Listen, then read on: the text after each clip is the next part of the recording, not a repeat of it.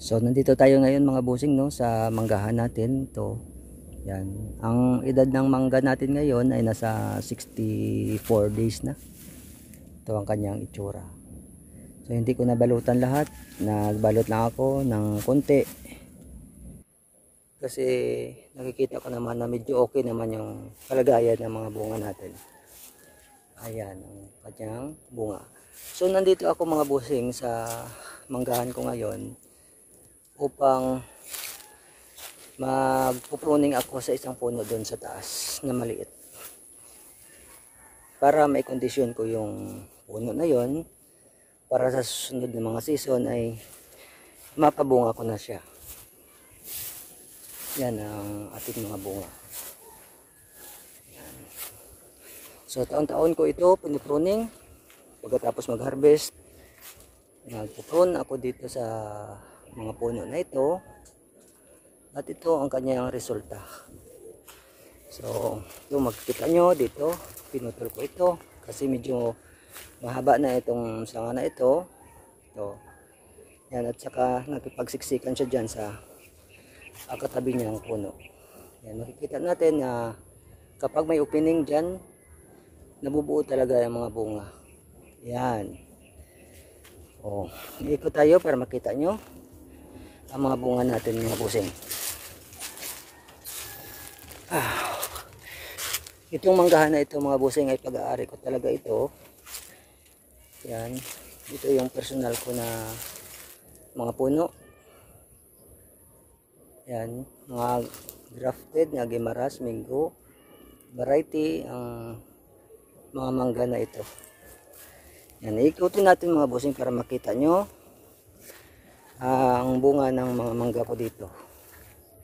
Yan sa taas. Medyo hindi natin maabot, no, ng video natin. Ayan. Zoom natin kung kaya. Yan.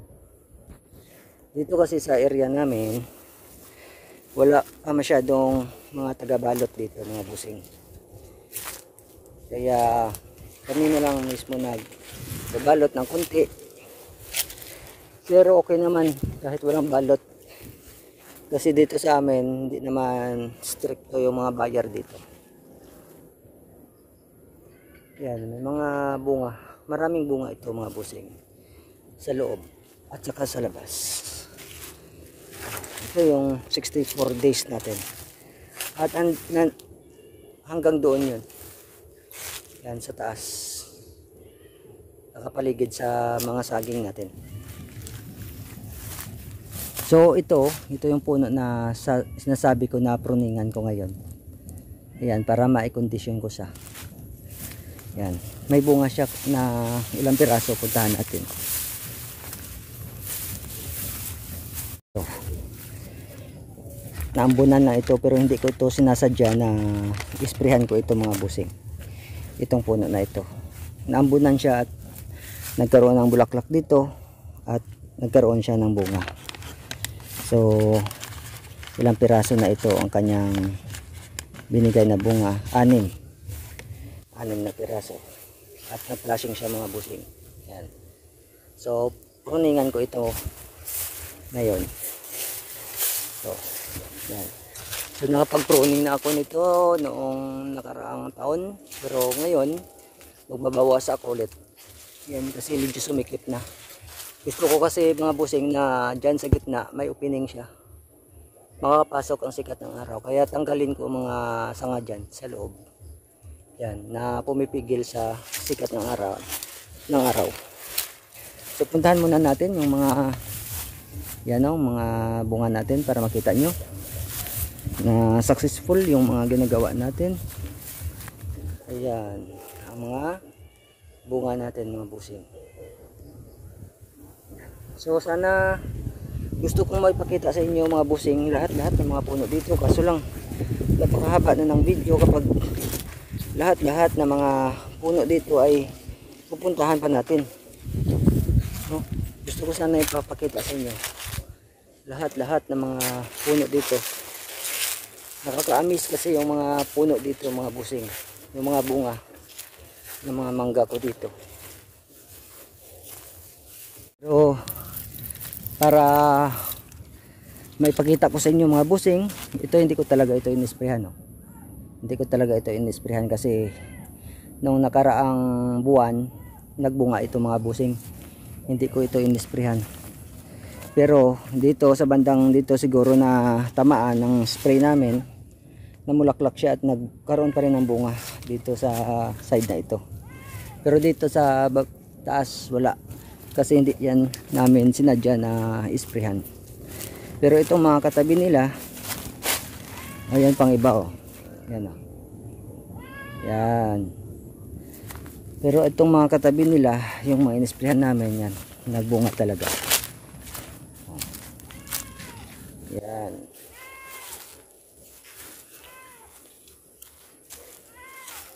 So dahil sa sobrang init, kulang na tayo sa ulan, medyo marami-rami ang dropping. Pero nung nakaraang araw nagdilig na ako dito mga busing. Yan. Maraming bunga yan mga busing. Napakaraming bunga yan. Maliit lang ito ng mga puno mga busing. Yan, oh. Napakaingay ng mga kambing ko dito.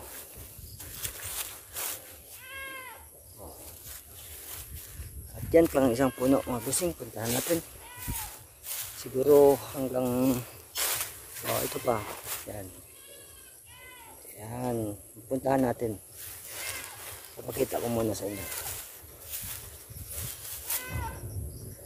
Yan, ang kanyang mga bunga. Labas loob ang bunga natin mga busing. At makikita naman ninyo na okay naman, makinis. Satisfied na ako dito mga busing sa resulta ng mga ginagawa ko dito. Yan. Pagkatapos ng harvest, nag-aabuno ako at saka nag-pruning. At ito maganda naman ang nagiging resulta mga busing. Yan. Yan, ikot. Yan. Lahat mga puno natin mga busing meron talaga. Ito, yun to. Oh, nakita natin. Kahit medyo mahaba-haba ng video natin, pagtiyagaan nyo na muna mga busing na panoorin. Para syempre ma-inspire naman kayo na alagaan nyo ng mabuti ang mga puno ng mangga nyo dyan. Yan.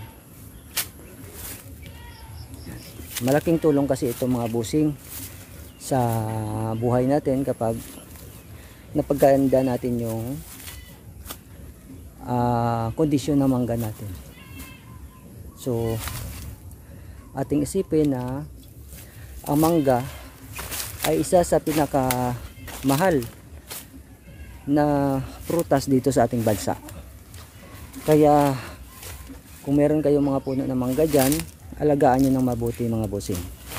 Huwag nyong pabayaan. At yan pa, iba nating puno. Yan. Puntahan natin mga busing. Oh. O diba? Yan. Maraming mga bunga yan mga busing. Yan. Oh. Okay. So, ikutin natin mga busing. So, itong maliit na puno na ito, yan. Napruning ko na yan mga busing. Noong nakaraang araw. Yung mga bunga niya.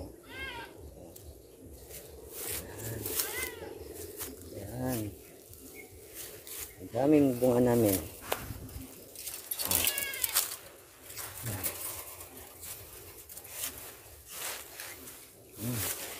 Palapit na tayo ng palapit sa mga maingay nating mga kambing.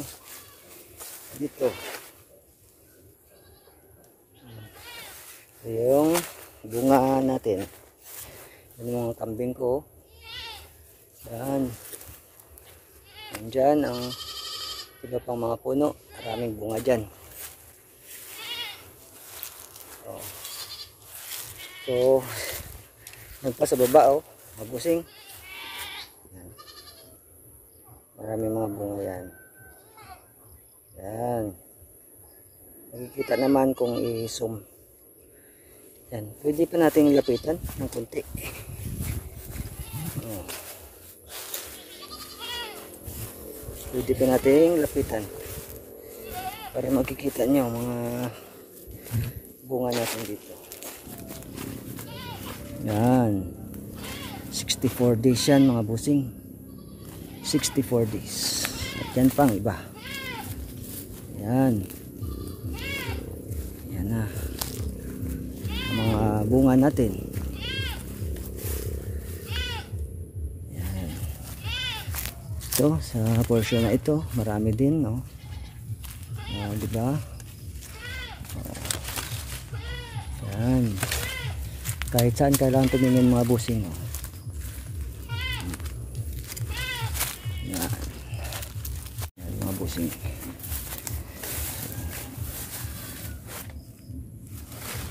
Wala kasing mga maaasahan na tagabalot dito sa lugar namin mga busing, kasi dito sa lugar namin parang konti lang talaga kami dito yung mga nagmamangga, kaya iba naman yung mga hanap buhay ng mga tao dito.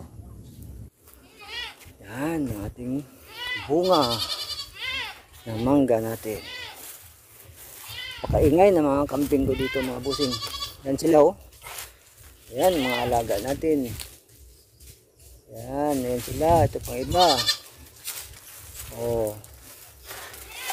Mga stress reliever ko yan mga busing.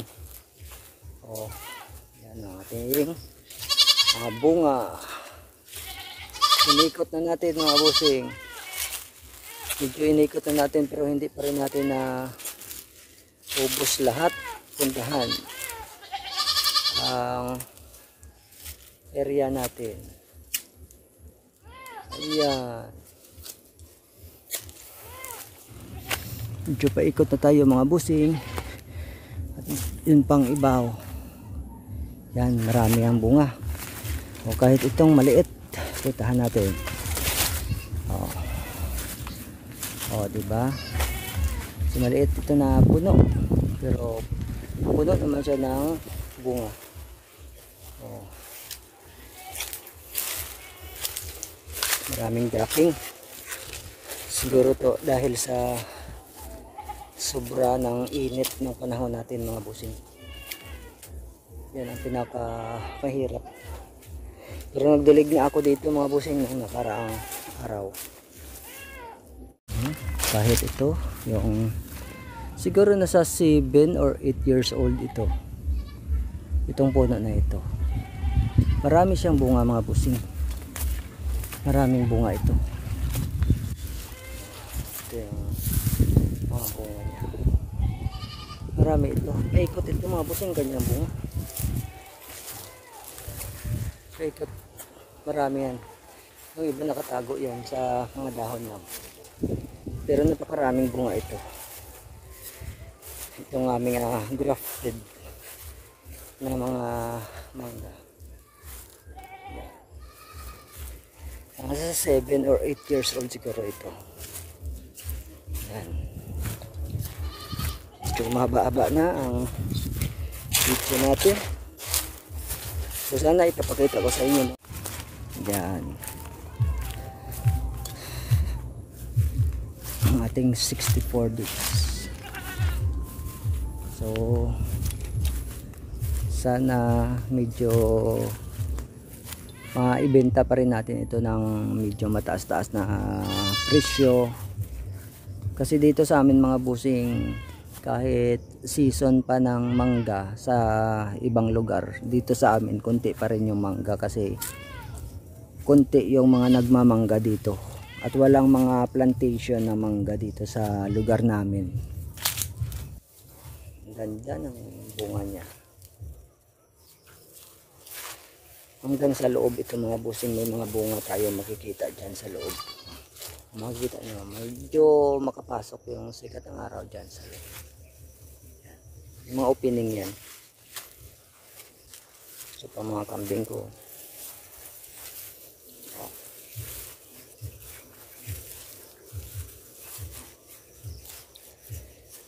napaka-importante mga bossing kapag nagpo-pruning tayo, tapos naglalagay tayo ng fertilizer sa puno. Malaking bagay talaga mga bossing upang pagpalabas tayo ng mga maraming bunga. Tapos na-notice ko mga bossing na kapag healthy yung puno, hindi siya masyadong prone sa mga insekto. O diba? So kahit hindi ko naman sabihin sa inyo, sabihin ko man o hindi, alam nyo na yan na kapag tag-init, napakaraming kalaban talaga ng mga kalaban natin, mga hoppers. Pero ito mga bossing nyo, tingnan mo, napakaraming bunga na nabuo. Yan siguro dahil healthy yung mga puno natin. May panlaban sila, no? May resistance sila mismo sa puno. May resistance yung puno natin laban sa mga insekto. Kahit yan, maliit na puno natin yan. Yan. Yan ang kasama ng isang puno kanina na pinakita ko na marami ding bunga. Na sinasabi ko, nasa 7 or 8 years old siguro. Ano? Yan. So marami siyang bunga. So maraming salamat mga bossing sa panonood at God bless po sa ating lahat.